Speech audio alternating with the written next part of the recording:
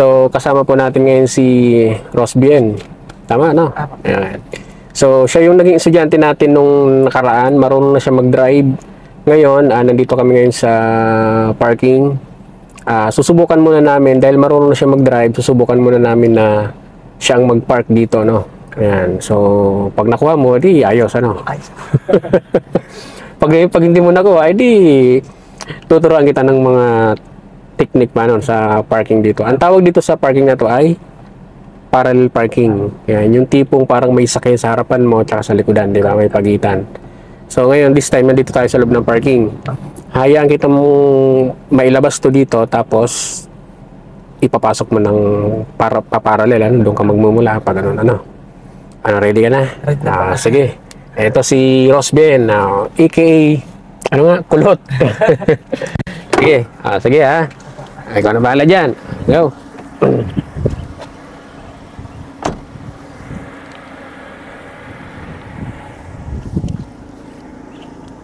Okay, ito, no, mga kaibigan, yung ating estudyante. Actually, siya ay nakakapag-drive na ng manual and automatic ang kanyang ang aming gamit ngayon kasi gusto niyang i-try ang automatic, no? Okay, so at this time, tatry niya na mailabas dito sa parking. Okay, panoorin natin mga kaibigan. Ayun, so medyo kinapos kaya kailangan niya mag-reverse. Ito, tingnan natin. Actually, ito, hindi pa natin siya tinuturuan, no, ng mga reference kung paano mai-parking dito at kung paano mailabas. So, sarili niyang alam, sarili niyang diskarte kung paano niya ito mailalabas at maipapark dito. So, binigyan lang natin siya ng instruction na ilalabas, then ipapark dito sa pagitan ng 4 na cone. Okay, so okay naman, nakalabas naman si Rosbien. So let's fire out mga kaibigan kung kaya niyang may parking dito, no? So medyo lalayo muna siya kasi kailangan niyang mag U-turn. Okay, so napakaganda dito sa lugar na to mga kaibigan, ano? Napakarami nagpa-practice dito. Yan. Alright, nag U-turn siya, no? Nag U-turn. So siya na bahala dito. Ayan. So bata pa ito, magaling tong batang ito mga kaibigan, napakagaling. Ayan. So kailangan niya mag U-turn ulit dahil dito siya magmumula sa part na to. Alright. Ayan. Bata pa ito, napakagaling na. Okay. Then nag U-turn siya ulit. So take note, no, wala pa tong hindi pa natin siya nabigyan ng reference. Hindi pa natin siya binigyan ng mga palatandaan para ma-park. Sarili niyang diskarte. Kasi marunong na nga siya, sabi niya sa akin. So let's find out. Kung medyo hirap siya at medyo hindi niya makuha, saka natin ituturo sa kanya yung mga technique, no. Tignan natin kung paano niya ito maipapark. Alright. So ito, shoutout sa mga viewers natin dito, no? Sa mga nagpapa-shoutout, sa mga hindi natin na-shoutout. So, hindi na natin siya isa-isahin. Shoutout sa inyong lahat. Okay. Ito mga kaibigan, ano? Sinusubukan niya ng i-park. Ayan. Okay. Tignan natin kung makukuha niya.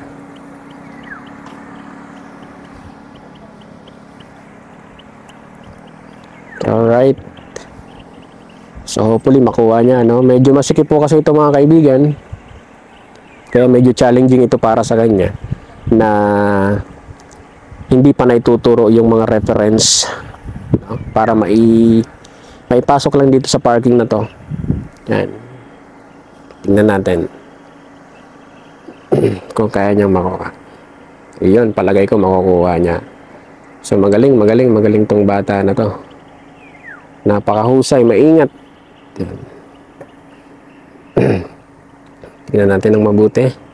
At dahil pag nakuha niya to, it's a big yes! Pasado na. Okay, ayan.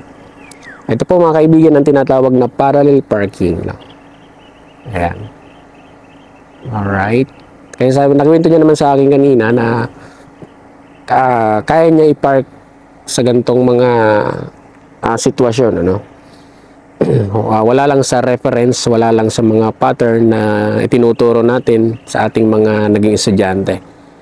Ito kasi si Sir Bien, yung ating estudyante ngayon, ay medyo marunong na siya mag-drive at nakakapag-park na siya, which is wala lang ginagamit ng mga palatandaan, ano. Yan. So, ang sabi ko lang sa kanya, binigyan ko lang siya ng instruction na wag siyang babangga sa apat na cone. At least ay maipapasok niya in between ng apat na cone. Ayan, medyo nag-a-adjust siya, no? Magaling mag-adjust tong bata na to, mga kaibigan. Napakahusay. Ito yung kagandahan, ano, bata pa, medyo nakaka-experience na paunti-unti nang natuturuan mag-drive, no? Actually, automatic po itong gamit natin at sanay siya sa manual. Yun na nga, kagaya ng sinabi ko, sanay siya sa manual. So, dahil automatic nga yung kanilang sasakyan na nabili, so gusto niyang magsanay sa automatic para hindi siya mahirapan kapag dinrive niya yung kanilang sasakyan, mga kaibigan. Alright, ayan, no? Saktong-sakto. Yun. Napakahusay na bata. Pagkatapos na ito, pabababain natin siya, mga kaibigan, ano? Para makita niya yung kanyang output, yung kanyang ginawang pagpapark. Alright. So, yun. Ayan, mga kaibigan, ano? Unti-unti na medyo nakukuha na ni Sir Bien. Ayan, so ina-adjust niya lang dahil ang sabi ko sa kanya ay kailangan ay nasa loob ng apat na cone, no? Ayun, galing tong bata na to. Ayan, tingnan natin dito side by side, mga kaibigan, para makita natin ang yun, galing. Napakagaling na bata to. Oh.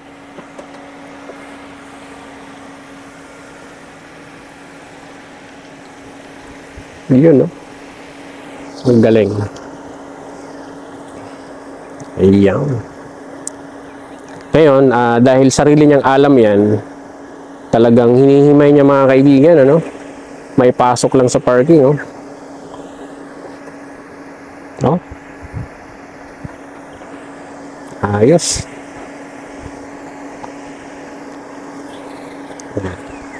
Pabababain natin siya para makita niya yung kanyang parking. Baba ka, baba. Ayos na. Okay, tingnan mo yung parking mo, baba ka. O, di ba? Galing, ah. O, sabi sa'yo, kaya mo pala, ano? O, hindi pa kita tinuturuan, kaya mo na, ano? So, ang mahalaga dyan, di mo tinamaan yung mga cone, ano? Kasi, kaya tayo may dalawang cone. Di ba sabi ko sa'yo kanina, ito yung parang kotse, ano? Yan. Tapos, dun sa likod, may parang kotse din. Ayan. So, tama yun. At least, marunong kang mag-adjust, no? Yan yung gusto ko makita sa'yo na sa pagpihit mo ng manibela mo, alam mo yung kung saan gumagalaw o kung saan pumupunta yung sasakyan mo, ano? Pero may ano dyan, may pattern dyan or may palatandaan para hindi ka na magkumabig-kabig kaliwat kanan, ano? Yung parang pag-position mo dito, diretso na pasok doon. Gusto mong ituro ko sa'yo? Sige, pasok tayo, ano? Sige, pasok ka, tuturo ko sa'yo. Sige.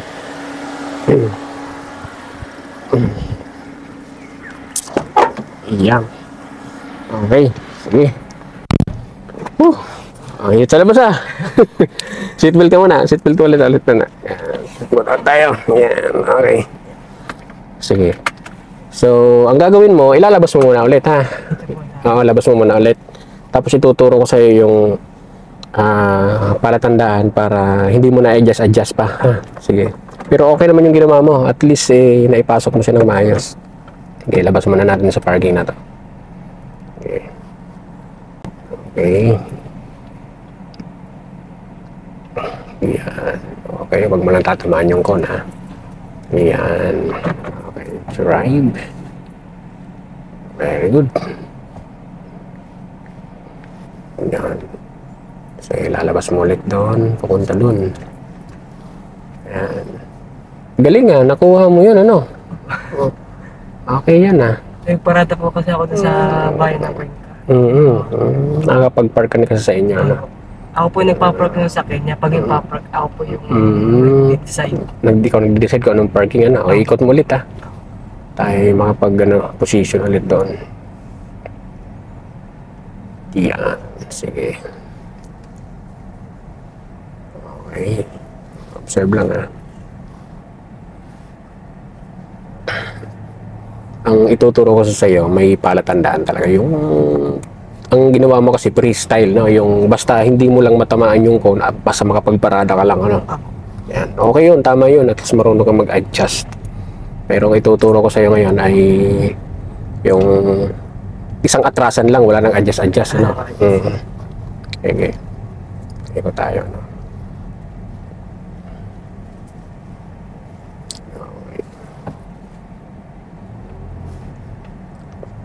Yan. So, ipoposition mo ulit dito. Ayan, medyo lapit-lapit mo dito. Yan. Okay. Nakita mo yung mataas na cone na may puti. Apo. Itatapat mo yung sa gulong, ano?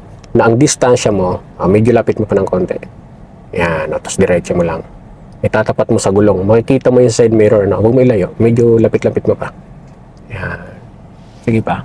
Yan. Okay. O, diretso mo. Ngayon, tignan mo siya sa side mirror. Dapat tatapat sa gulong, ano? Okay, malayo yan. Malayo pa. Reverse mo. Diretso lang manibela, diretso. Diretso, ito to. Yan. Sige pa, traso pa ng konti. Sige pa, opya. Yan. Ngayon, yan yung unang palatandaan, ano? Nakatapat sa gulong. Ngayon, saka mo to i-full sa kanan. Okay, full. Yan, okay. So, naka-full ka na, huwag mo nang gagalawin. No? Reverse lang yan, ha? Reverse lang. Ngayon, kung pagagalawin mo to, titingin ka dun sa side mirror mo. Dapat makikita mo yung isang cone sa gitna ng side mirror mo, no? Pag nakita mo sa gitna, tigil ka, no? Okay, sige, galaw, unti-unti. Yan, doon, bantay mo doon, baka lumagpas ka. Igigitna mo yung cone dyan, eh. Sige pa. Habang wala ka pang natatanaw, galaw lang. Gitna, ano pa, gitna, kulang pa yan.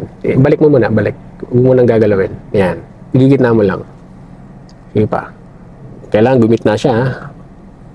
Gitna na ka? Yan. Ngayon, itutuwid mo to. Pantay lang. Tuwid lang. Yan. Huwag mo gagalawin, ha? Huwag mo gagalawin. Kasi ano yan, may sukat. Okay. Yung ituturo ko sa'yo. Okay, atras. Huwag mong gagalawin, ha? Sige pa. Yan. Sige pa. Yan. Sige pa. Dito ka naman titingin. Sige pa. Atras pa. Sige lang. Swak yan. Hindi ka na mag-a-adjust pa, abanti pa, ano yan.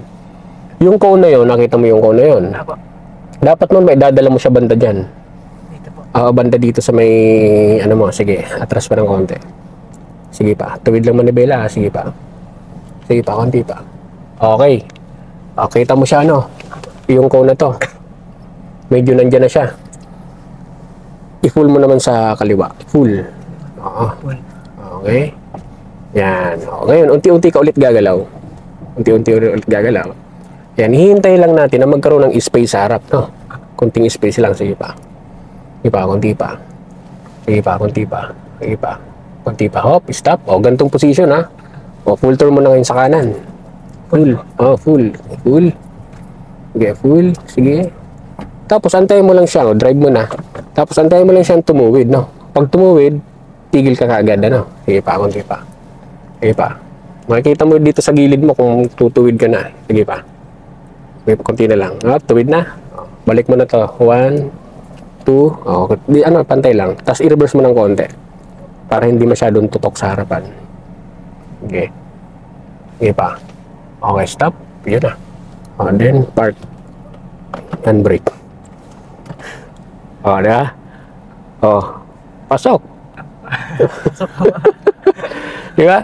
Unlike dun sa ginawa mo kanina na umaaba-abanti ka, nag-atras-abanti ka, di ba?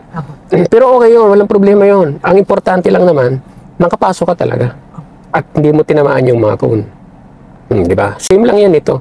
Ang pinagkaiba lang nito, mayroon akong pattern. Mayroon kang tinitignan sa bawat pagpihit, sa bawat paghinto. Di ba?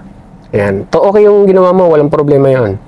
mas ano nga yun mas okay nga yun dahil marunong ka mag-adjust. Pagkita mong alanganin, tumitigil ka, nag-adjust ka, no? Ayan. Ito kasi, kaya hindi na natin ginawa na medyo mag-atras abante pa dahil may tinitignan tayo, may palatandaan tayo kung kailan ka titigil, kung kailan ka pipihit.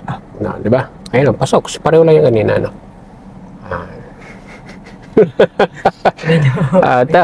Magaling po itong ating estudyante si Rosben. Actually, hindi nakakapag-drive na to. Tinuruan natin siya mag-park. Actually, hindi nga natin tinuruan mag-park. Pinag-park na natin siya ng mag-isa. Itong pattern na to, nasa sa'yo na lang yung kung gusto mong gamitin tong pattern na to or kung yung alam mong pagpa-parking. Ang mahalaga lang pa nag-parking ka, safe. Wala kang matatamaan na ibang sasakyan, no? Wala kang maabala, yun lang din naman ang mahalaga, ha? Okay, sige.